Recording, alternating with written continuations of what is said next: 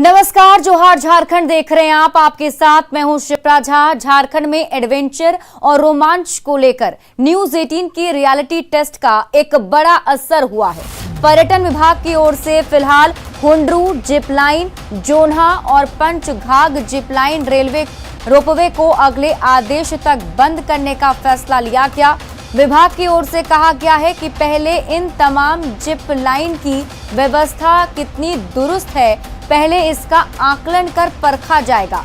Zip line का संचालन करने वाली एजेंसी एक्स लिमिटेड से तमाम जानकारी और दस्तावेज मांगे गए हैं। विभाग की ओर से कहा गया है कि सैलानियों की सुरक्षा के लिहाज से यह कदम उठाया गया है।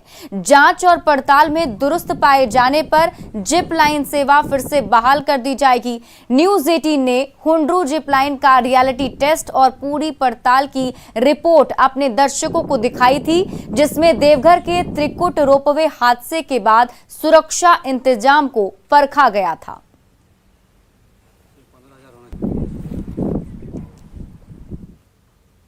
हजारीबाग में गिद्दी थाना क्षेत्र के दामोदर नदी घाट पर अज्ञात लोगों ने बालू उठाने में लगी पोकलेन मशीन को जला दिया। इस दौरान अपराधियों ने कई राउंड गोलीबारी भी की।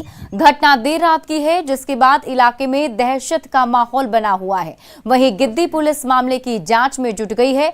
इन दिनों दामोदर नदी से अवैध बालू का खनन लगातार जारी है। आशंका जताई जा रही है कि बालू घाट पर वर्चस्व और लेवी वसूली को लेकर घटना को अंजाम दिया गया है। वहीं दामोदर नदी में हुई घटना को लेकर रामगढ़ और हजारीबाग पुलिस सीमा विवाद में पड़ी हुई है और आगे की कार्रवाई के लिए पहले सीमा विवाद को सुलझाया जा रहा है। गोड्डा में चोरों का आतंक थमने का नाम नहीं ले रहा है। ललमटिया थाना क्षेत्र के लोहंडिया बाजार में कल देर रात ट्रैक्टर से बैटरी चोरी करते दो चोर सीसीटीवी कैमरे में कैद हो गए। मिली जानकारी के मुताबिक दिनेश शाह के घर के बाहर ट्रैक्टर लगा था, जहां से चोरों ने ट्रैक्टर का बैटरी खोलने का प्रयास किया। हालांकि जब कुछ देर के प्रयास के बाद भी आरोपी चोरी करने में सफल नहीं हुए तो वहां से भाग निकले। इधर सीसीटीवी फुटेज के आधार पर पुलिस मामले की छानबीन कर रही है। ट्रैक्टर का बैटरी खोलते हुए ये फुटेज प्राप्त हुआ है। और फोटो देखने से ऐसा लगता है कि दो आदमी इसमें इन्वॉल्व हैं, शामिल हैं। इन दोनों के बारे में हम जांच कर रहे हैं। पहचान करने के बाद अग्रिम कार्रवाई की जाएगी। साहेबगंज में जिरवाबाड़ी ओपी थाना क्षेत्र के मदन शाही में एक ही परिवार के 3 लोगों की गर्दन दबाकर हत्या कर दी गई। वहीं मौत की सूचना मिलने से जिरवाबाड़ी थाना पुलिस मौके पर पहुंची और जांच में जुट गई है।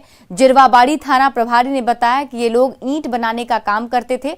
रंगदारी देने से इनकार करने पर इनकी हत्या की आशंका जताई जा रही है। वहीं मर्डर के दौरान फायरिंग की भी बात सामने आई। इधर ट्रिपल मर्डर से नाराज लोगों ने हत्यारे की गिरफ्तारी की मांग को लेकर NH 80 को जाम कर दिया, जिसे छुड़ाने में पुलिस को काफी मेहनत करनी पड़ी। हमें 3 व्यक्ति जो कि 2 पुत्र और 1 माता थी, वो ईंट बनाने कार्य किया करते थे। वो रात में जब आंधी तूफान चला तो उस वक्त अपने घर से अपने जो बनाए हुए ईंटों को ढकने के लिए आई थी। पहले सुबह तक वो जब अपने घर नहीं पहुंची और तब यहाँ जब मजदूर लोग काम करने आए तो उन्होंने देखा कि वो तीनों मृत अवस्था में थे, जिसकी सूचना उनके द्वारा थाना को दी गई। अभी हम लोग यहाँ पर आए हैं और जांच पड़ताल कर रहे हैं। आगे की कार्रवाई की जा रही है। झारखंड सरकार पढ़े लिखे बेरोजगार युवाओं से शराब बिकवाने की तैयारी कर रही है और इसकी बहाली भी निकाल दी गई है और शिक्षित युवाओं से शराब बेचने के लिए इंटरव्यू भी लिया जा रहा है। हम बात कर रहे हैं गढ़वा की, जहां कलेक्ट्रेट में उत्पाद विभाग के ऑफिस में शराब दुकान में सेल्समैन और मैनेजर के लिए वैकेंसी निकली है, जिसमें युवा उमड़ पड़े हैं। शिक्षित युवाओं में कोई एमटेक है, कोई बीटेक तो कोई इंटर या फिर मैट्रिक की पढ़ाई कर रहा है। फिलहाल झारखंड सरकार ने 1 मई से राज्य में शराब बेचने का ठेका छत्तीसगढ़ की एक कंपनी को दिया है, जिसके बाद उत्पाद विभाग की ओर से बहाली निकाली गई। इंटरव्यू देने आए बेरोजगार पेट पालने के लिए शराब दुकान में नौकरी मिलने की आस में जुटे हैं। वहीं उत्पाद निरीक्षक ने बताया कि 1 मई से शराब की दुकान सरकारी हो रही है, जिसे देखते हुए सेल्समैन और मैनेजर के 243 पदों के लिए इंटरव्यू लिया जा रहा है। इनमें 81 दुकान प्रभारी और 162 सहायक के पद शामिल हैं। यहाँ सर उत्पाद विभाग में बहाली आया था। क्या बहाली क्या चीज़ के लिए? वो शराब के लिए मतलब शायद शराब बेचने के लिए सेल्समैन के लिए आया हुआ था दुकान में। तो झारखंड के लिए शायद यहीं पर आए हुए हैं जिला में। अब क्या किए क्या है? हम ग्रेजुएशन किए हैं, मतलब बीटेक किए हुए हैं और ITI भी किए हुए हैं। कहाँ तक पढ़े हो? प्लस टू हो। तभी नौकरी का पढ़ाई आगे पढ़ाई चल रहा है। तो यहाँ क्या क्या बेचना है आपको मालूम है? यहाँ शराब में काम कर रहा है। शराब में काम करना है। तो किस बात निकाला सरकार? हाँ, सरकारी वाला इंटरव्यू हो रहा है यहाँ पर? इंटरव्यू और कॉल कर बुलाया गया है।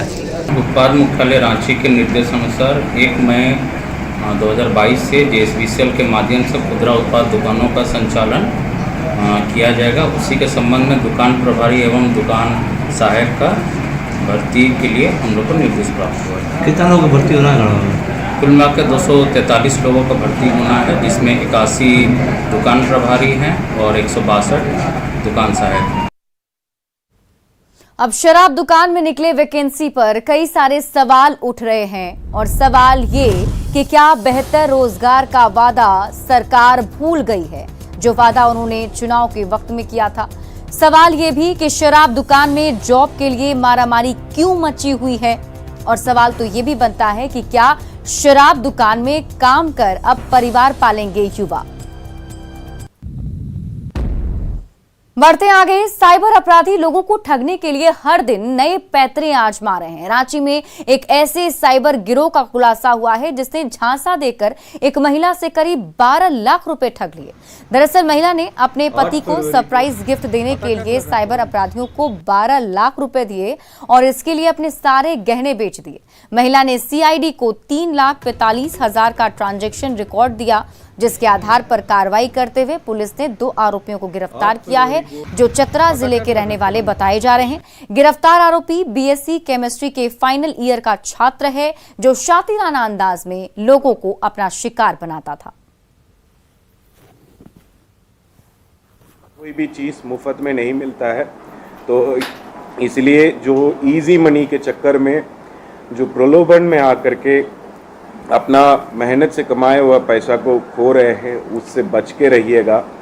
और किसी भी लॉटरी में आप स्वयं भाग नहीं लिए हैं तो डेफिनेटली जो है वो फेक ही है, इसको आप समझ लीजिएगा। अगर अभी IPL का सीज़न भी है तो अभी बहुत सारा मैसेजेस भी आ रहा है कि IPL में इतना ये गेम जीतने से ये आएगा, इतना पैसा मिलेगा, वो पैसा मिलेगा करके बहुत सारा SMS वगैरह आ रहा है। तो गेम को गेम के रूप में देखिएगा और कोई भी चीज़ दुनिया में मुफ्त में नहीं मिलता है। आसमान से सूरज आग उगल रहा है। इस तपती गर्मी में कोई नंगे पांव सड़क पर चलने की सोच भी नहीं सकता, लेकिन पूर्वी सिंहभूम के ग्रामीण इलाकों में बच्चे इस झुलसाती गर्मी में भी नंगे पांव स्कूल जाने को मजबूर हैं। इसमें सबसे अधिक परेशानी क्लास 1 और 2 के बच्चों को हो रही है। हम बात कर रहे हैं नक्सल फोकस एरिया गुड़ा बांधा के ग्रामीण इलाकों की, जहां बच्चों को अभी तक कल्याण विभाग से पोशाक और जूते के पैसे नहीं मिले। नंगे पांव आने वाले बच्चे स्कूल तो सुबह में आराम से पहुंच जाते हैं, लेकिन दोपहर में जब स्कूल की छुट्टी होती है तो कड़कड़ाती धूप और तपती सड़क पर चलना मुश्किल साबित होता है। पूरे मामले पर स्कूल प्रबंधन का कहना है कि अभी तक कल्याण विभाग की वेंडर के पास आवंटन नहीं भेजा गया, जिससे बच्चों को जूते और पोशाक नहीं मिल पाए हैं। ऐसे में शिक्षक भी मजबूर हैं। इधर अभिभावक भी सरकार और शिक्षा विभाग की लापरवाही से नाराज दिखते हैं। स्कूल किट्स में एक मोजा जूता आता है और यूनिफॉर्म भी आता है, टाई आता है। तो इसमें इस बार पहले तो जो अकाउंट में आता था SMC का अकाउंट में, उसमें सही समय पर मिल जाता था। अभी वेंडर होने के कारण थोड़ा सा लेट हुआ है। शायद वेंडर के जो वेंडर हम लोग भरे हैं उसके अकाउंट में पैसा नहीं घुसा है, इसलिए अभी तक बच्चे लोग वंचित हैं उससे। 1 to 8 में 181 बच्चे हैं टोटल। उनमें से 1-2 का ड्रेस का पैसा और जूता मोजा टोटल पैसा आया था 21,000 कुछ, और भंडार को दिया गया था सब ये करके भाउचर वगैरह। उसके बाद 31 तारीख में वो सब क्लियरेंस नहीं हो पाने के चलते वो लैप्स हो गया है और रिटर्न आने वाले हैं। इतना गर्मी में बच्चा नंगा पैर आ रहा है, सबको ड्रेस भी नहीं मिला है, किसी का तो चप्पल तक नहीं है। बच्चे को क्या तकलीफ लगता होगा इतना कड़क धूप में, सोचिए आप लोग। हाँ, हम लोग को तो बहुत बुरा लगता है, लेकिन सरकार कभी ध्यान ही नहीं देता है। सरकार तो एक बोल वचन में ही रहता है कि हम फलना देंगे, पोशाक देंगे, क्या जूता देंगे, लेकिन अभी तक तो अमल नहीं हो पाया। राजधानी रांची में पारा 41 डिग्री के पार हो चुका है। मौसम विभाग के पूर्वानुमान के मुताबिक 22 अप्रैल के बाद से रांची समेत कुछ इलाकों में बारिश के आसार हैं, जिसके बाद लोगों को गर्मी से थोड़ी राहत मिल सकती है। एक समय था जब रांची को समर कैपिटल कहा जाता था, लेकिन उद्योग धंधे के खुल जाने से रांची के मौसम में भी बदलाव आए और अब गर्मी अधिक सता रही है। मौसम के हाल को लेकर लोगों से बात की रांची संवाददाता कोमल बहल ने। राजधानी रांची और इसके आसपास के इलाके में लगातार भीषण गर्मी पड़ रही है। तापमान की बात करें तो तापमान में भी लगातार बढ़ोतरी दर्ज की जा रही है। रांची की बात करें तो रांची में तापमान जो है 41 डिग्री से ज्यादा पहुंच चुका है। ऐसे में कुछ लोग हमारे साथ, हम इनसे बात करेंगे। बहुत ज्यादा इस बार गर्मी पड़ रही है। बहुत ज़्यादा, बहुत दिक्कत होती है भाई। इतना ज़्यादा लू चल रहा है अभी। इस अप्रैल महीने में इतनी ज़्यादा गर्मी नहीं पड़ती थी, लेकिन सरकार इसको पेड़ कट रहा है। बच्चों को भी, जो छोटे छोटे बच्चे हैं, उनको भी स्कूल में 12:30 बजे छुट्टी होती है, तो आने में भी अधिकतर लोग, अभी देखिएगा कि अधिकतर लोग लू से पीड़ित है। बिल्कुल, बच्चों को भी स्कूल से आने में जो 1-2 बज जाते हैं, तो ऐसे में बच्चे भी लू की चपेट में कहीं ना कहीं आ रहे हैं। आपसे ये जानना चाहेंगे, रांची को लेकर के एक समय में कहा जाता था कि रांची एक समर कैपिटल हुआ करता था। रांची में ये कहा जाता था कि सुबह अगर बहुत गर्मी पड़ रही है तो शाम में बारिश हो ही जाती थी, लेकिन इस बार ऐसा कुछ नहीं देखा। सिर्फ रांची ही नहीं, इवन पूरे छोटा नागपुर का मौसम ऐसा रहता है कि दिन में बहुत ज़्यादा गर्मी पड़ रही, लेकिन शाम में थोड़ी भी बारिश हुई तो मौसम थोड़ा सर्द हो जाता था। लेकिन इस बार ऐसा नहीं हो रहा है। इस बार बहुत ज़्यादा गर्मी पड़ रही है और लोग परेशान हैं लू से, लोग बीमार भी पड़ रहे हैं। रांची में इतनी ज्यादा गर्मी पड़ रही है, इसको लेकर के इसके पहले भी मौसम विभाग ने ये बात कही थी कि 16 अप्रैल से कहीं ना कहीं यहाँ के लोगों को, यहाँ की जनता को राहत मिलेगी इस गर्मी से, और बारिश के आसार भी उन्होंने जताए थे। हालांकि 16 अप्रैल को कहीं ना कहीं मौसम का मिजाज तो बदला था, लेकिन बारिश नहीं हुई थी। लेकिन अब एक बार फिर से मौसम विभाग ने ये कहा है कि 22 अप्रैल को जो है थोड़ी बहुत राहत मिलेगी और बारिश के आसार भी है। कैमरा पर्सन संत के साथ कोमल बहल, न्यूज़ 18 रांची। और आइए अब जानते हैं इस वक्त झारखंड के 5 प्रमुख शहरों के तापमान के बारे में। शुरुआत करेंगे राजधानी रांची से। रांची में अधिकतम तापमान 37 डिग्री, न्यूनतम तापमान 23 डिग्री सेल्सियस। जमशेदपुर में अधिकतम तापमान 39 डिग्री सेल्सियस, न्यूनतम तापमान 26 डिग्री सेल्सियस। धनबाद की बात की जाए तो यहां अधिकतम तापमान 36 डिग्री सेल्सियस, न्यूनतम तापमान 25 डिग्री सेल्सियस। हजारीबाग में अधिकतम तापमान 36 डिग्री सेल्सियस, न्यूनतम तापमान 22 डिग्री सेल्सियस। वहीं दुमका की बात करें तो दुमका में अधिकतम तापमान 34 डिग्री सेल्सियस और न्यूनतम तापमान 26 डिग्री सेल्सियस। झारखंड में कई ऐसे ऐतिहासिक धरोहर हैं जो हमें समृद्ध विरासत के बारे में जानकारी देती है। सरकारी विभागों पर इन धरोहरों के संरक्षण का जिम्मा है, लेकिन धनबाद में खुद सरकारी विभाग ही इन धरोहरों को नष्ट कर रहे हैं। धनबाद के तोपचांची में 16वीं शताब्दी में शेरशाह सूरी की ओर से 2 स्तंभ बनवाए गए थे, जिन्हें तोपची कहा जाता है। वर्तमान में अंचल कार्यालय के पास ये स्तंभ थे। जब सेना का जीटी रोड पर संचालन होता था, तब इसी तोपची के पास तोप चलाने वालों को ठहराया जाता था। इनमें से एक स्तंभ को राजस्व विभाग की ओर से तोड़ दिया गया, जबकि दूसरे की हालत अब जर्जर हो चुकी है। इस स्तंभ के नीचे दाल भात योजना का संचालन होता है। ऐसे में प्रशासन इस ऐतिहासिक धरोहर के संरक्षण पर गंभीर नहीं दिख रहा है। और अधिक जानकारी दे रहे हैं धनबाद संवाददाता संजय गुप्ता।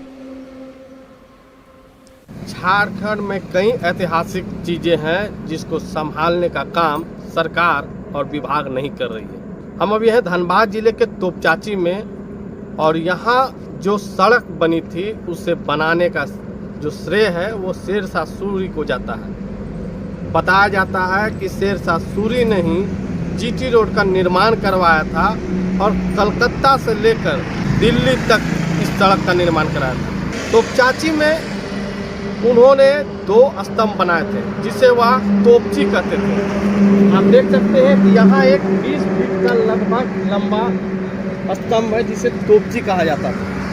अब यह तोपची जो है सो जीर्ण हो चुकी है, जर्जर हो चुकी है, और एक जो स्तंभ था उससे राजस्व कर्मचारी हल्का के भवन निर्माण कराने के कारण उसे विभाग ने ही तोड़ दिया। सरकारी महकमा ही अगर धरोहर की अनदेखी कर उसे तोड़ देती है तो फिर उम्मीद किससे लगाई जा सकती है। हम आपको इसकी कुछ तस्वीर अंदर से दिखाते हैं कि अब यह जो एक स्तंभ बचा हुआ है वह अब किस स्थिति में है। अगर इसका देखभाल सही ढंग से नहीं किया गया तो वह दिन दूर नहीं जब यह भी पूरी तरीके से नष्ट हो जाएगा और जो धरोहर है वह पूरी तरीके से समाप्त हो जाएगी। बताया जाता है कि इस जगह पर दाल भात योजना का सेंटर चलता है और यहाँ पर यह स्तंभ है। इसी स्तंभ की हम बात कर रहे हैं जिसे शेरशाह सूरी शहंशाह ने बनाया था, लेकिन अब यह जर्जर अवस्था में है।